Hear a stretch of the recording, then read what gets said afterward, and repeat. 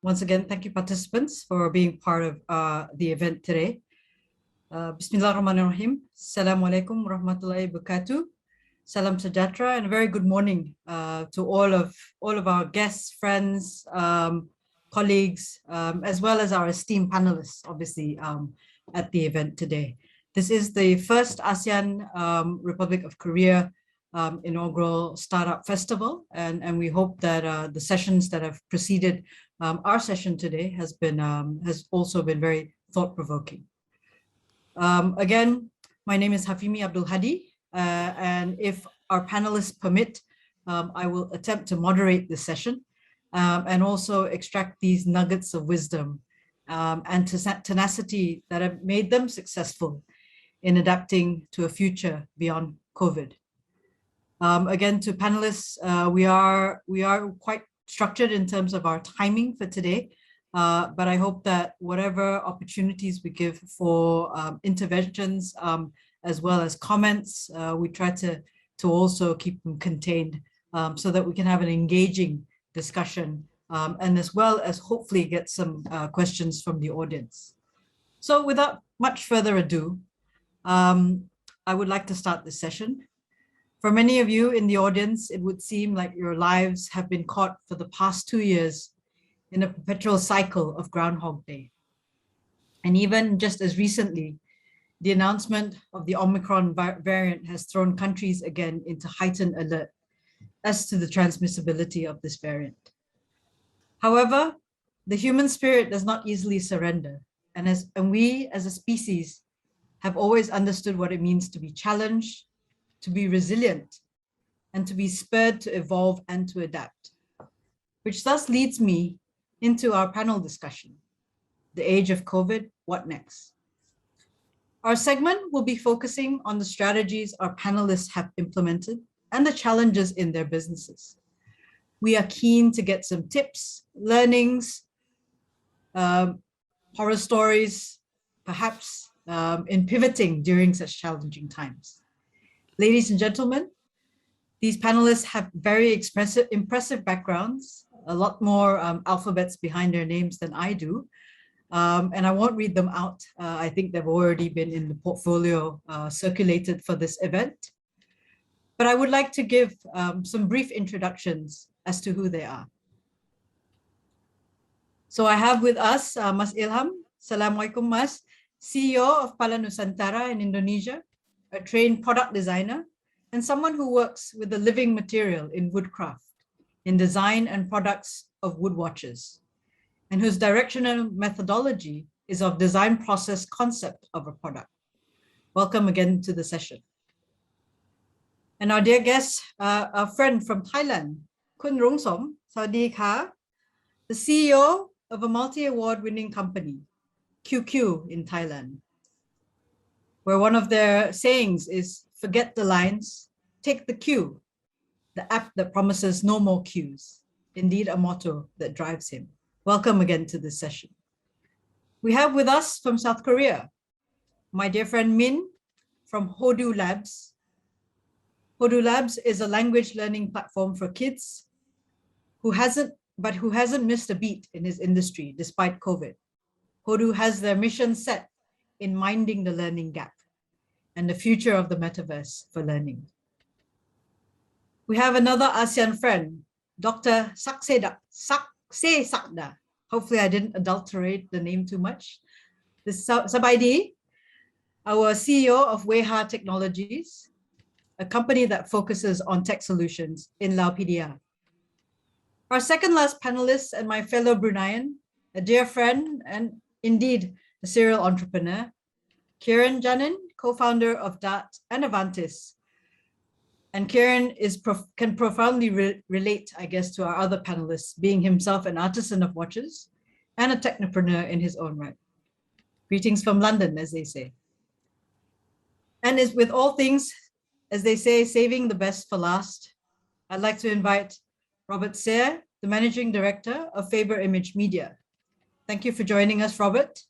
Thank you. You're based in Singapore, and you truly reflect the epitome of global reach within the virtual spaces, bringing experiences and talents of stagecraft into the virtual world as companies adapt within the industry of events and activities in this future with COVID. So panelists, I hope that my very brief 5 seconds on your lives, gives our audience a reflection of what you are, who you do, what you do, who you are, and at the same time, what you look forward in a future living with COVID and beyond. So with that, I would really love to throw out this first question on pivoting. COVID-19, the reality we are living, and what have you in your business changed in your enterprise when COVID came a-calling in 2020?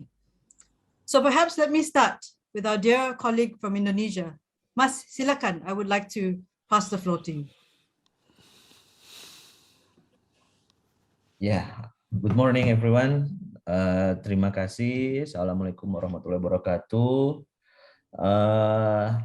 Pagi ini saya akan menampilkan sedikit slide yang akan dibantu oleh Hafimi untuk mentranslate. Dan terima kasih sudah memberikan kesempatan buat Pala Nusantara, my brand, bisa sharing dengan kalian di sini di ROK. Oke.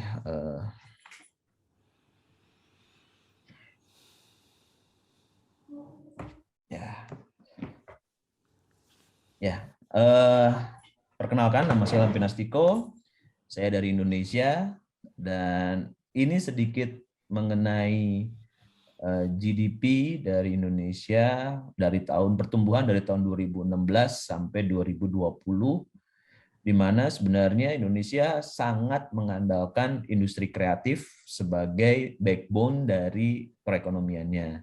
Jadi pada tahun 2020 pendapatan semua Indonesia ini sangat berkurang, semuanya, everyone di dunia ini berkurang. Bisa dilihat di sini, kita hanya ada 2020 hanya mendapatkan 1.100 triliun hanya dari industri kreatif.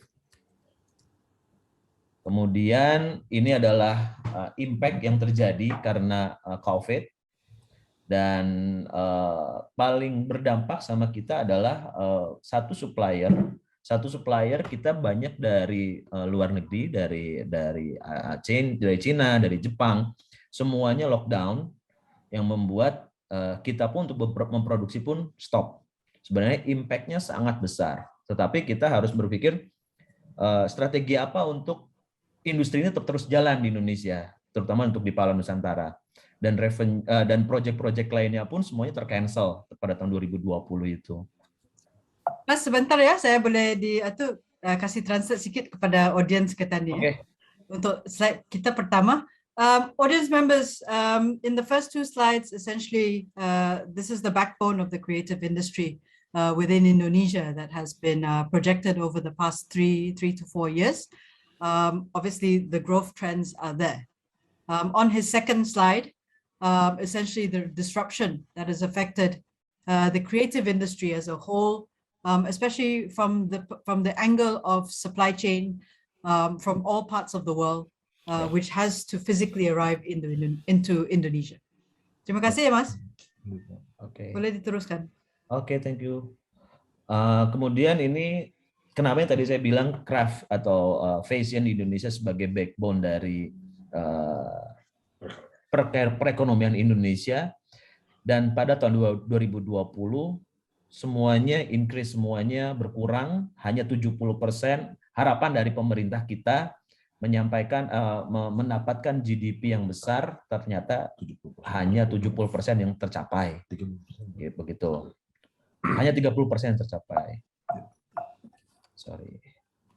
Kemudian sedikit mengenai brand saya, bahwa di sini mungkin semua orang heran bahwa Pala Nusantara bagaimana bisa struggling.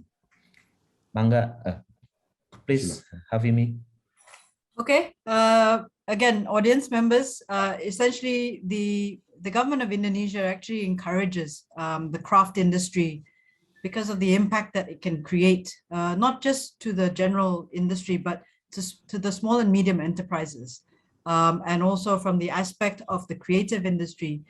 As you can see, this is Mas Ilham's brand, Pala Nusantara, which concentrates and focuses on the wooden creativeness in his watch designs. So hopefully, and this reflects again the variety in cultural richness of Indonesia. Ada lagi ya, Mas? Ada satu lagi, ini boleh diteruskan, sedikit ya, oke.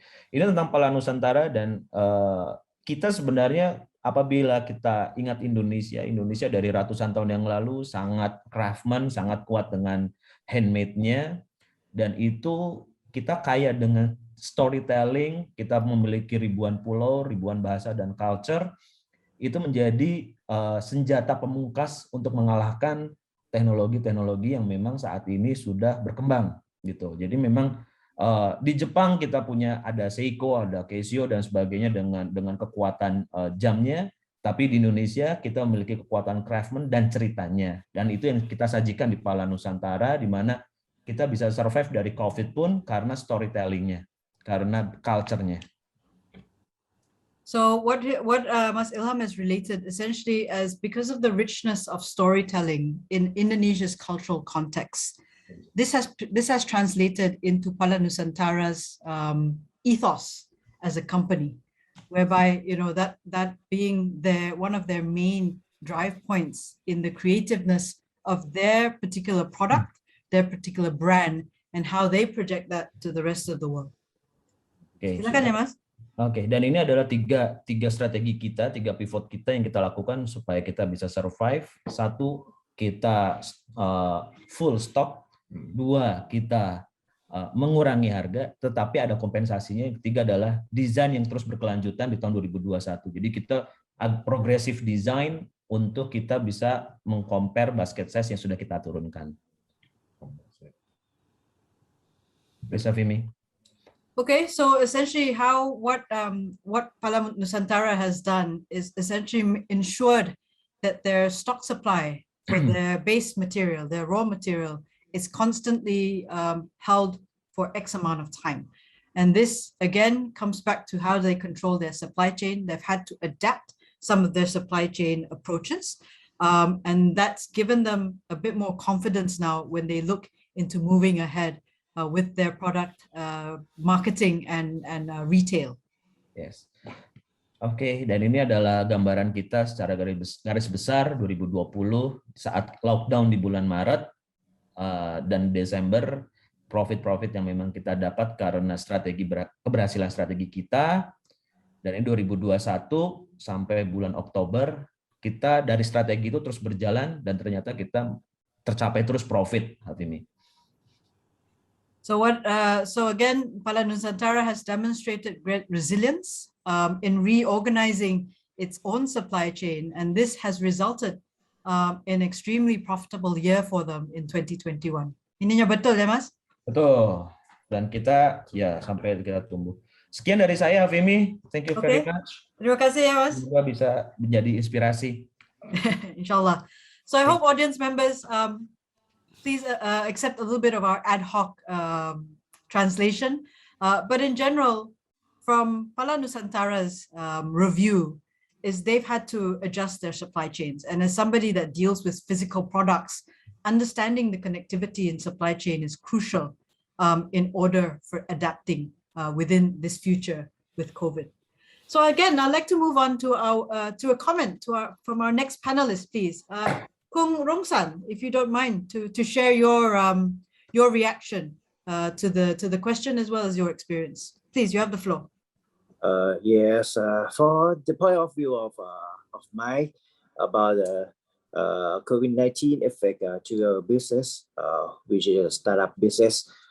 In Thailand, in many segments impact from COVID-19 crisis, but some segment like e-commerce related logistic, healthcare services have a positive effect for them. But some market like travel, which is 1/3 of our nation income, going down, and some market like restaurant and retails need to transform themselves to online more. So we got the effect from this situation as well because of our main market before it's a restaurant.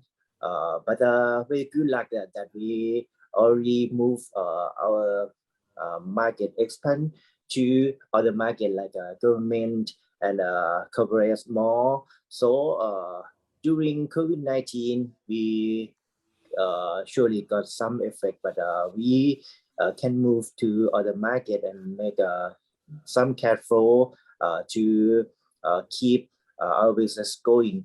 But that make us some opportunity as well because of we work with the government more, work with big corporate more to prove that our solution can help people from the crisis, from the risk that make people can infect from the virus as well, because of our technology can make a crowded place more organized and take the risk down. Like we move to help some places like a national park area in Thailand, immigration bureau in many provinces of Thailand, as well as we are a part of a Thailand Pass team, which if you need to travel, please come to Thailand. We open our country already, and you need to use this system to before you entry to Thailand. It's called Thailand Pass. We are part of them. So for COVID crisis come, we need to change ourselves as well and transform ourselves to open for new world opportunities, which and realize that we need to realize that it's not a hype period of a startup anymore. We need to back to the real world, making money, making cash flow. In the meantime, the not real world, like a virtual world, has come as well because of people move to online more. Metaverse, cryptocurrency is coming. So new TV is the new world that coming. We need to looking for that opportunity as well. This is what we are changing ourselves to cover, and this is time to recover not only ourselves but recover the country as well. Thank you very much, Kun Rungsun. I think that's quite interesting how you've actually, you've ensured that social distancing in crowded places is maintained to the best scenario, and it saves people time. Instead of having to wait in queue. Obviously, this is happening all over the world, and I guess the learning from your experience is the fact that you've identified and basically increased your opportunity potential with your company. So thank you very much for that sharing. I'd like to pass on now to our dear friend from South Korea, Min. You have the floor to react to the question that we've posed. Hello, everyone. I am Minwoo Kim. I'm learning Hooo Labs, the digital education company. And I'm from South Korea, the country of BTS, country of Squid Game. So we are very well known for the culture and the songs and the K-pop. But I hope even before we became famous for K-pop culture, Korea has been well known for the fever on education of parents. So we've been known for the hot fever that parents had on education for many, many years, even before BTS. Like I founded my company 3 years ago, and people asked me, did I foresee something like COVID-19 was coming? But, the answer was certainly no. Like we did not know something like COVID-19 will attack the world. But I kind of knew where the direction was heading.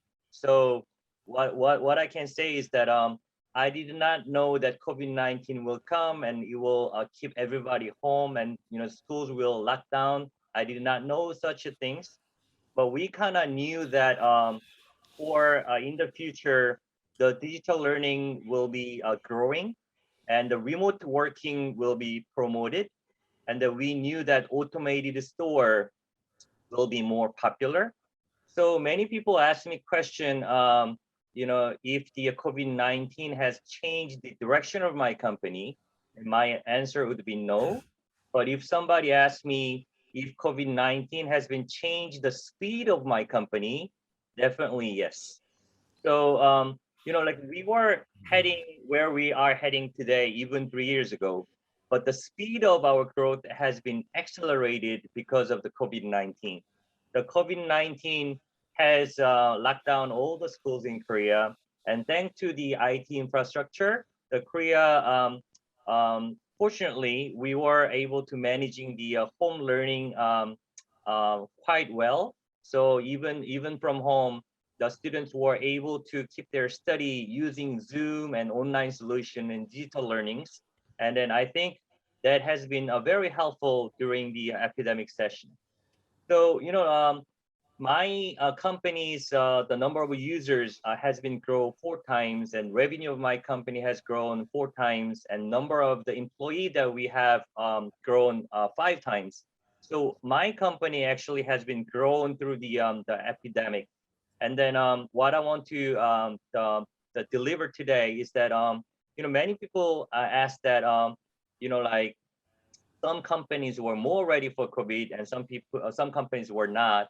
But I obviously can say everybody would agree that direction of innovation or direction of a future hasn't been changed so much during the COVID-19, but the speed of changes has been really, really forced by COVID-19.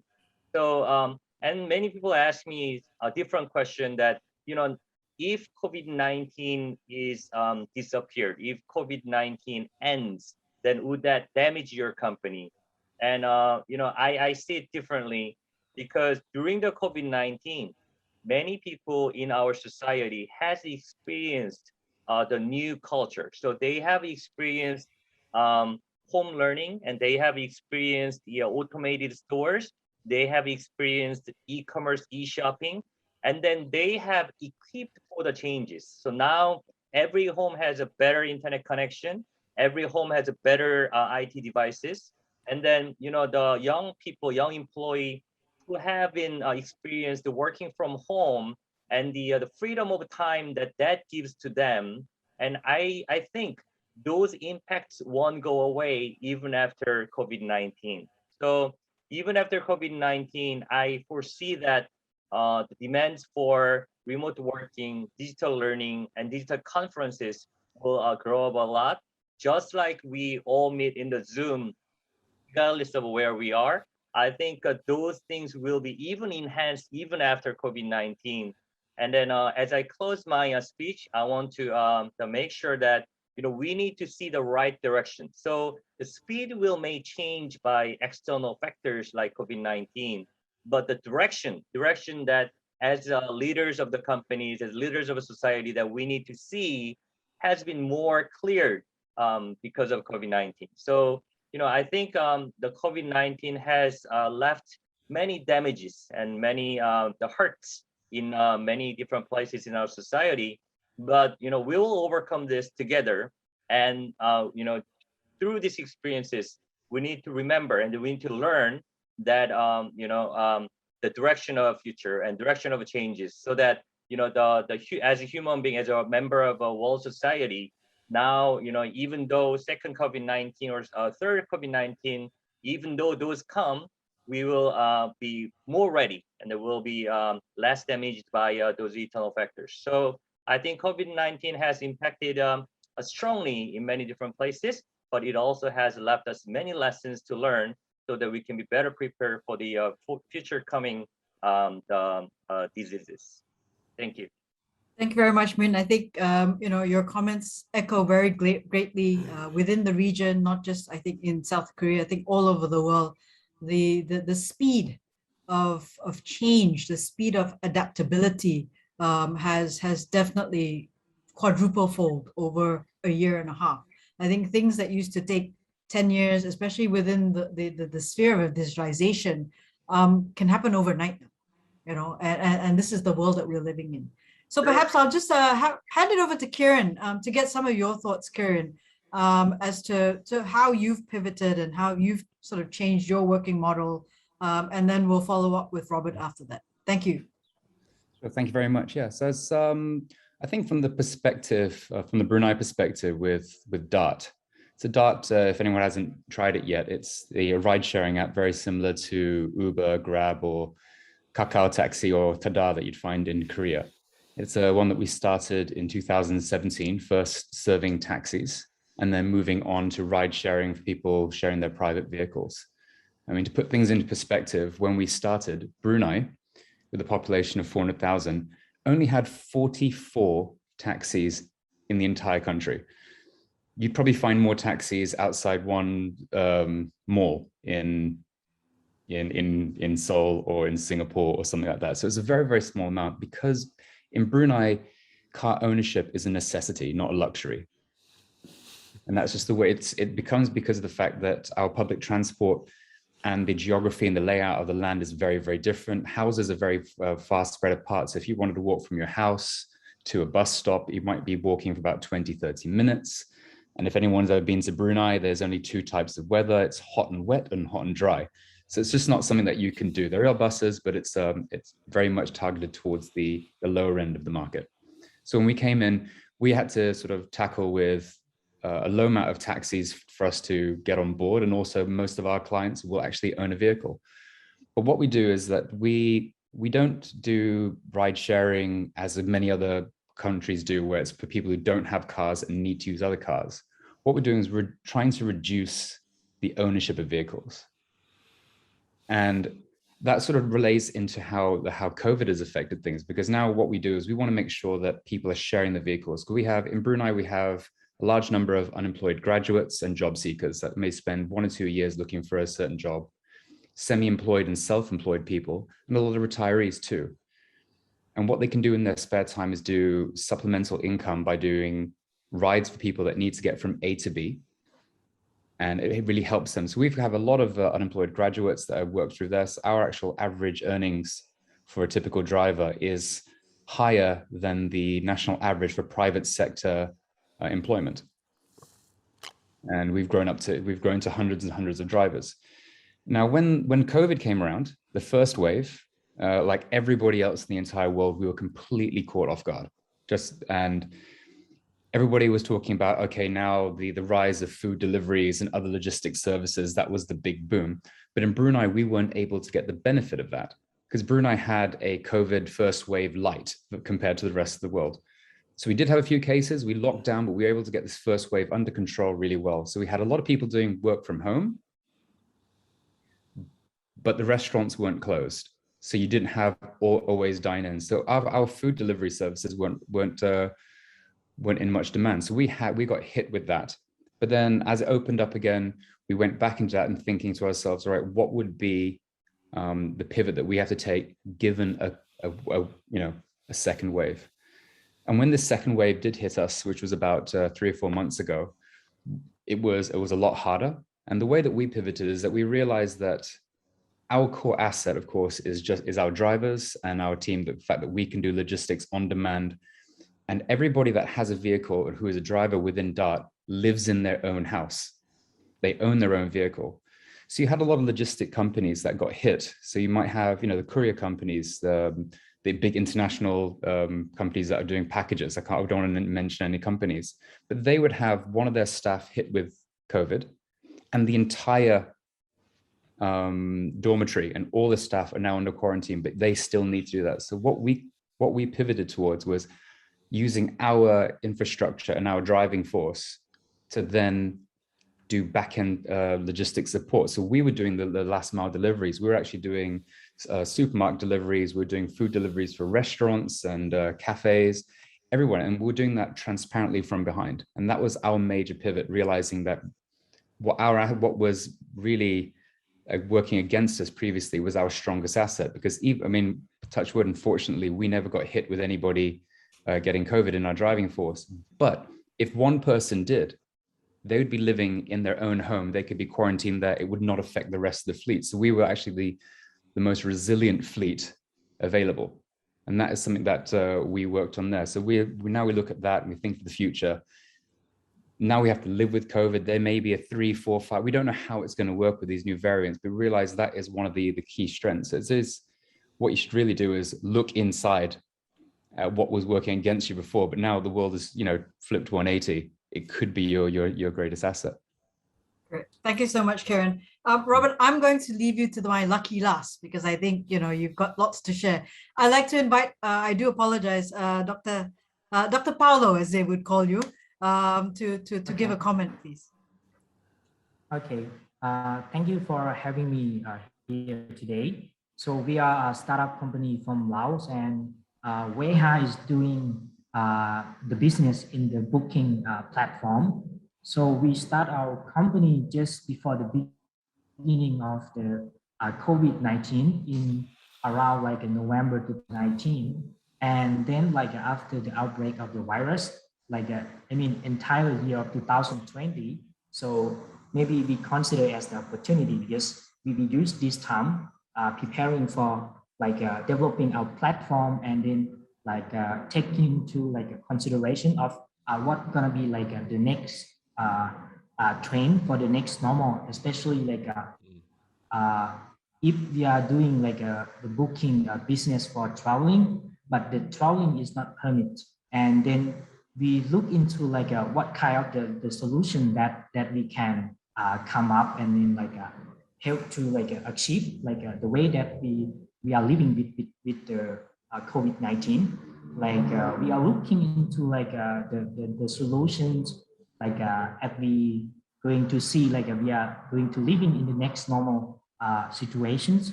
And so after that when we take into consideration all those kind of the factor, and as you may know before the second wave of the COVID-19, the situation of the COVID-19 outbreak in Laos, especially within the country, so it's not that too many cases. And then we were preparing to launch our products, starting with the booking of the bus, traveling between the capital city and a different province, because during the Lao New Year festival, so a lot of the people traveling between the capital city and their hometown. So we were preparing to launch our products during that time, but unfortunately the second wave is hitting us, and then we are struggling until now. So what we are learning from this kind of the problem is that after that we look into how we are going to living with this kind of the pandemics. So we see that because we keeping with a close contact with the policy of the government, that we could not just close our country forever. So the government also have a kind of the strategy that they call the next normal. So we are planning to open our country. We plan to open the traveling between the country. So then we took this opportunity, for example, because first we starting with the bus booking platform, and then we look into the detail, for example, in order to allow foreigner to travel in Laos, they had to be a quarantine in some of the hotel. So then we took this opportunity, and then we working closely with some of the hotel that approved to be considered as the alternative quarantine hotel. And then we took this kind of information and then put into our platform. And I think we will going to launch this kind of the service in our platform shortly. And also in Laos, maybe you already heard the news a few days ago, we are opening the high-speed railway, the high-speed train that connecting between Vientiane and Kunming. So this also give us the opportunity. So we also working closely with the Lao Railway State Enterprise, developing the platform that the passenger could use to travel between the train station into the city. So we call this project the Railway Shuttle Bus.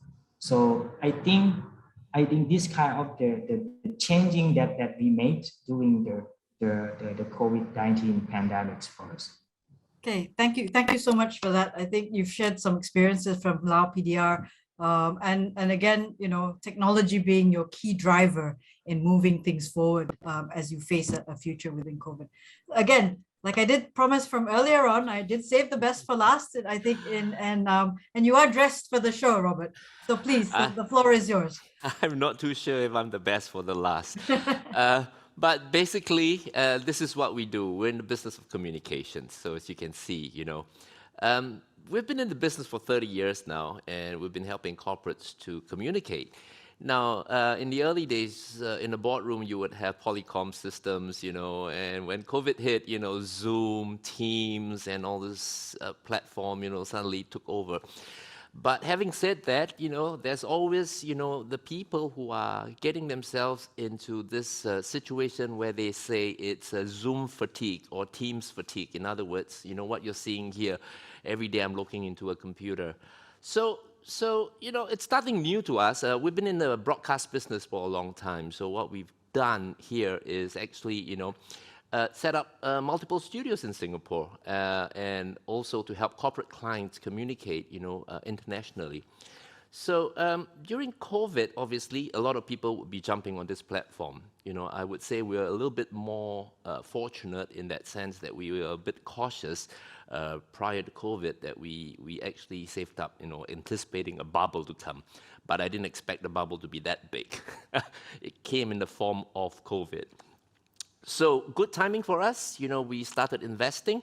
We threw in a lot of money in investing in studios, and then looking out, how do we reach out further into the market? So we realized that a lot of hotels are affected. You know, they don't have F&B services anymore. The rooms are affected. They're not able to get in touch with their customers in terms of the usual way that they would communicate with their customers. Can you come down for lunch? You know, we'll show you our ballroom. We'll show you our facilities. So what we've done here is we've partnered with Marriott International in Singapore. So we set up a studio in Marriott International, in JW Marriott South Beach in Singapore. And we have shown them that, you know, we actually help them with their customers in terms of communicating online. I know what you're seeing right here is just a Zoom platform and you see all these pips, but we definitely do more complicated stuff than that. I'm just going to show you an example, you know, what video over IP is all about now. So I'm using my handphone here, as you can see, doing a little bit of demo. So my colleague is actually turning on my handphone and in showing you, you know, what video is all about these days. And I can even walk away. Sorry, I'm going to do this a little bit differently because I want to break away. And, you know, our back-end control. We got Mario there, who's from Indonesia. Mario, selamat pagi.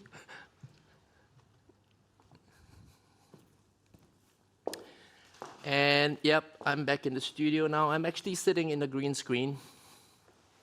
So there you go. That's where I am. Yeah, people need communications. So Mario, you can put me back now. Yeah. People need communications. Corporates, they want communications in a different way rather than a normal Zoom pip. So with my partnership with Marriott International and setting up studios in Singapore, understanding very importantly the fundamentals of internet. So it's not just about setting up a studio. You got to understand where the internet is. You know, like for where we are located in the data center. We know for sure that the internet is not going to crash. So when we run an event for our customers, it's not going to crash because you got multi-telco supporting the data center, right? And having set up in JW Marriott in Singapore, it's actually very successful. So we actually ran our Singapore Week of Innovation and Technology Switch event in Singapore. So that proved to be very successful as well. We connected 150 devices in 3 locations together seamlessly. There's a lot of technicalities in there, but you know, I don't want to go into the details. But the good news is that people are are using technology as they go along, which is good. It's how we see opportunities in terms of all this technology that you can add on to make it a little bit different as compared to, the norm that you get out there. Good news is now we're connected to JW Marriott Bangkok as well. So the direct connection with JW Marriott Bangkok allows my customer to have their customer in Thailand to sit in JW Marriott, and we could be having a room-to-room conference, having the lifelike feel rather than a Zoom call that you're seeing right here. I can't say any more than attending too many Zoom calls until it's like, okay, I want to get out of it. So we've helped retailers, we've helped financial institutions, we've helped so-called insurance agencies to... Apologies, Robert. I've been told to wrap this up. And look, thank you very much. And as they say, the session just raced away in 2 blinks of an eye. And all good things must come to a wrap up. Otherwise, the tech team will indeed cut me off. And thank you very much for your sharing. Thank Once you, again, Hafimi. panelists, I really have learnt a lot from this session today. Mas Ilham in Indonesia, Rungsun in Thailand, Robert in Singapore, Dr. Paulo in Laos, and as well my very good friend Keeran, who's currently in the UK. On behalf of the organizers of the ASEAN ROK Startup Festival, I pray for all of your successes in your endeavors in 2022. And again, thank you very much for sharing your time with us today. And hopefully we'll reconnect again in the future when we live in the age of COVID. Thank you again very much. Thank you. Thank you.